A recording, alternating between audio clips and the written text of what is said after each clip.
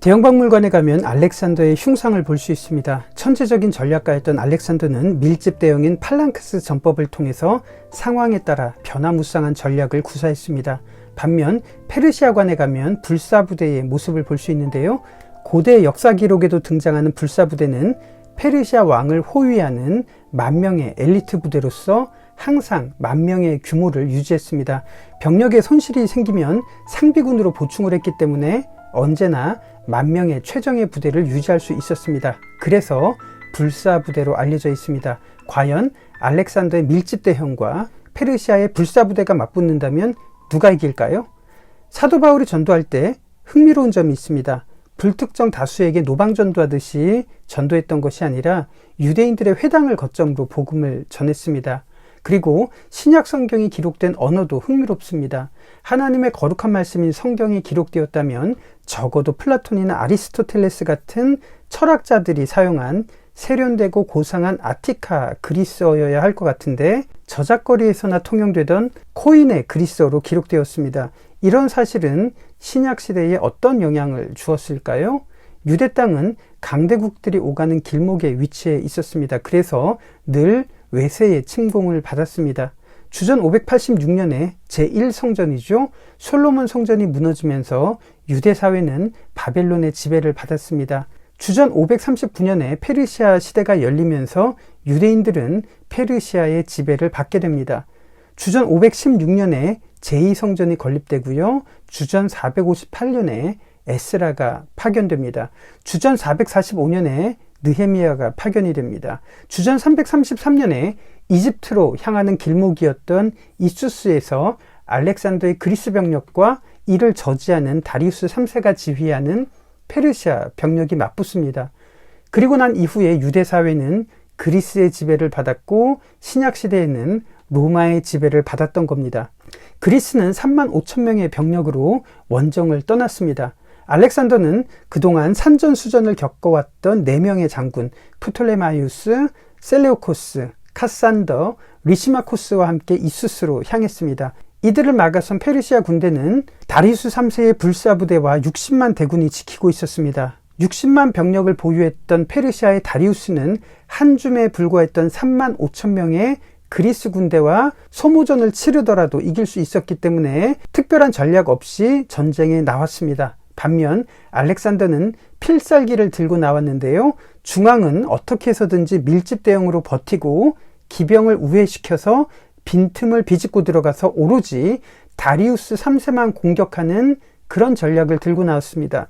결국 다리우스 3세가 알렉산더의 그리스 기병들에 의해서 위협을 받게 되자 퇴각했고 장수가 사라진 페르시아 대군은 전열이 무너지면서 이수스 전투에서 패하게 됩니다. 그리고 2년 후 가우가멜라 전투에서 완전히 패배하면서 페르시아는 역사에서 사라지게 됩니다.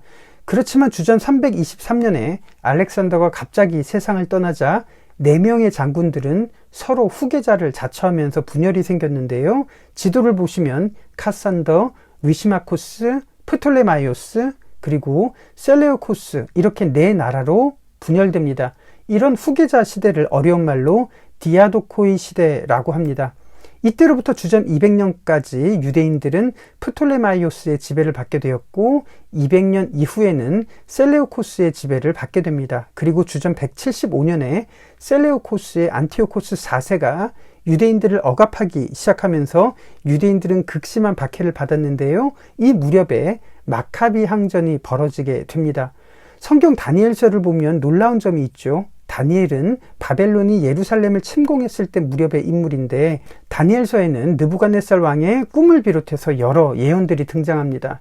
페르시아를 곰으로 비유하고 그리스를 표범으로 비유한다거나 혹은 현저한 인물이 등장해서 세상을 정복하지만 그 이후에는 4개의 뿔이 사방으로 생겨난다고 하는 이런 내용들은 역사와 비교하면 굉장히 놀랍습니다. 그리스가 페르시아와 전쟁을 했던 것이나 알렉산더와 디아도코이 시대와 너무 일치하기 때문입니다. 다니엘서의 예언이 이렇게 정교하기 때문에 오늘날 많은 사람들은 다니엘서가 마카비 시대에 기록되었다고 생각합니다. 그렇지만 다니엘서는 마카비 시대까지만 예언된 것이 아니라 그 이후로도 많은 것들이 예언되어 있다는 점입니다.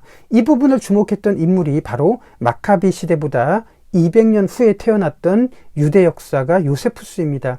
다니엘서에는 바벨론, 페르시아, 그리스, 그리고 로마로 이어질 것을 언급하고 있죠. 마카비 시대는 그리스의 디아도코이 시대가 진행 중인 바로 그 시점이었습니다. 이때 로마는 한니발의 카르타고를 무너뜨리고 지중해에서 승기를 잡긴 했지만, 만일 이 시대에 다니엘서가 기록되었다면 앞으로 로마는 어떻게 될지 알 수 없었을 겁니다. 그렇지만 다니엘서를 보시면 로마는 무시무시한 짐승으로 언급되었죠.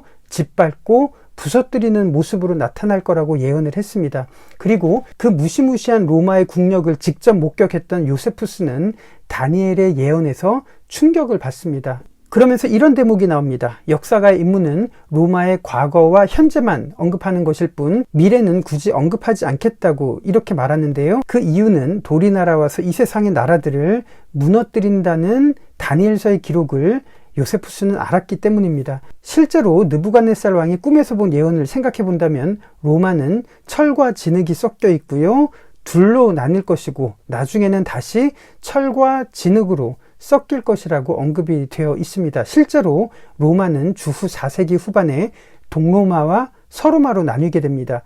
동로마는 1453년까지 존속이 되고요, 서로마는 476년에 멸망당하기는 하지만 프랑크 왕국을 통해서 그 이후에 신성 로마 제국이라는 형태로 19세기까지 존속됩니다. 그리고 1957년 3월 25일에 로마 조약을 통해서 지금처럼 뒤섞인 형태로 존재합니다.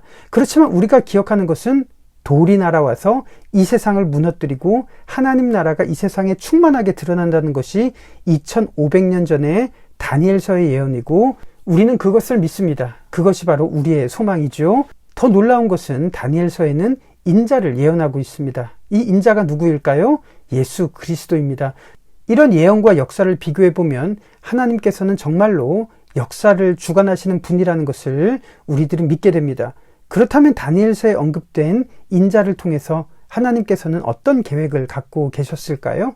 다시 주전 333년에 페르시아를 무너뜨리고 세계를 정복한 알렉산더는 그가 정복한 지역을 그리스 언어와 사상으로 융합시키는데요, 이것을 헬레니즘이라고 말합니다. 알렉산더는 제국의 공용어를 고상한 아티카 그리스어가 아니라 모든 사람들이 소통할 수 있는 통속적인 코인의 그리스어로 정합니다. 유대 사회는 프톨레마이오스의 지배를 받게 되는데, 주전 3세기에 알렉산드리아 도서관이 건립되면서 이 무렵에 히브리어로 된 구약 성경이 그리스어로 번역됩니다. 이것을 70인경 혹은 70인역이라고 합니다. 주전 3세기에 이집트에서 이미 유대 회당이 존재하고 있었다는 흔적이 문헌으로 나옵니다. 그러니까 이미 유대인들은 페르시아 시대부터 세계 곳곳에서 예루살렘의 성전과 회당이 긴밀하게 연결되어 있었고, 회당에서 율법을 통해서 예배하는 공동체가 되었는데, 주전 3세기에 문헌으로도 증거가 드러난 겁니다. 흥미로운 것은 에스라 느헤미야 시대에 유대인들은 이미 모국어를 상실해가고 있어서 레위인들이 통역을 해야 율법을 이해할 수 있었습니다.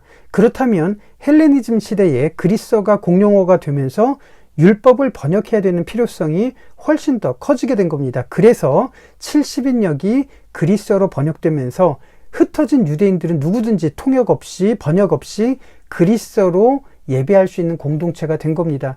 그렇다면 70인역은 어떤 의미를 가질까요?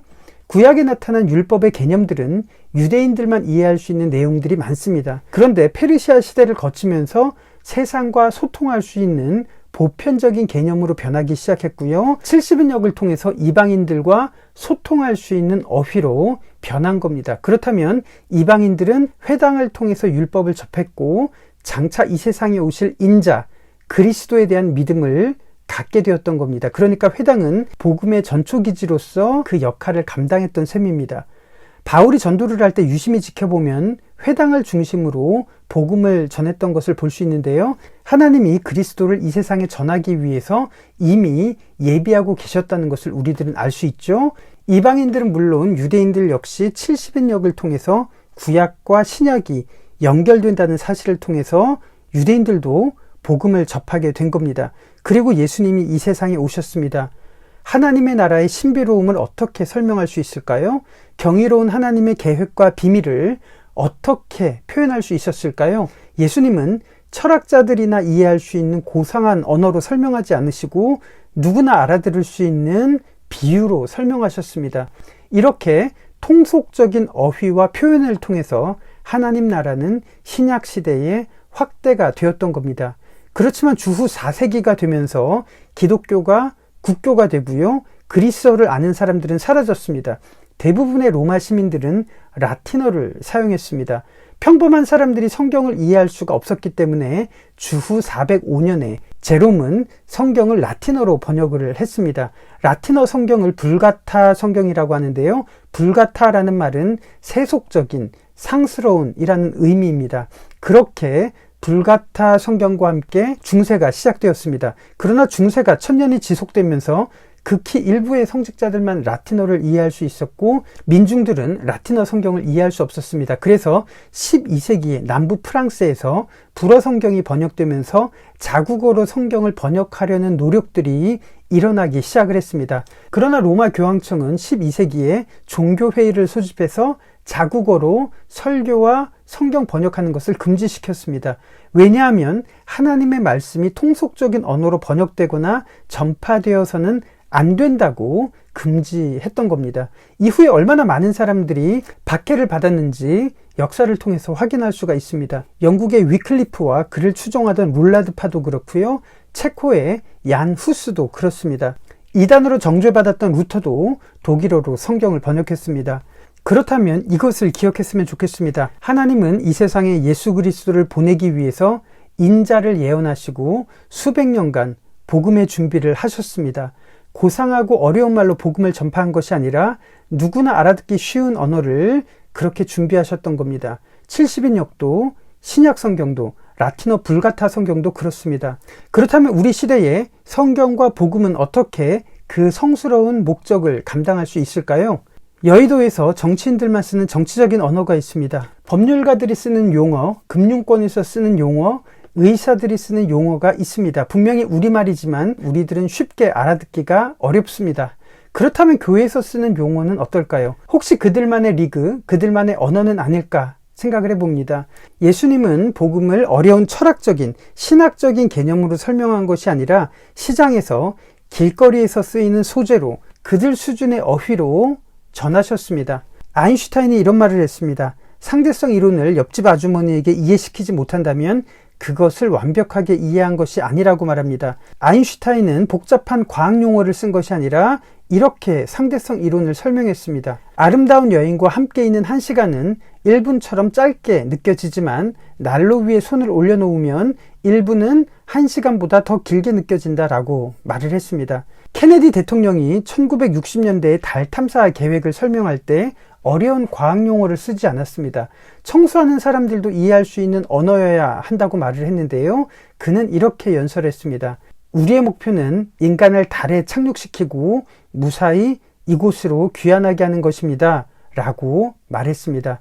오늘날 강단에서 외치는 복음은 어떻습니까? 신학 공부했던 것을 들먹이면서 보다 고상하게, 보다 더 어렵게 포장하는 것은 아닐까요? 우리 그리스도인들이 쓰는 언어는 어떻습니까? 우리의 언어가 상스럽지 않으면 결코 성스러운 목적을 감당할 수 없다는 것.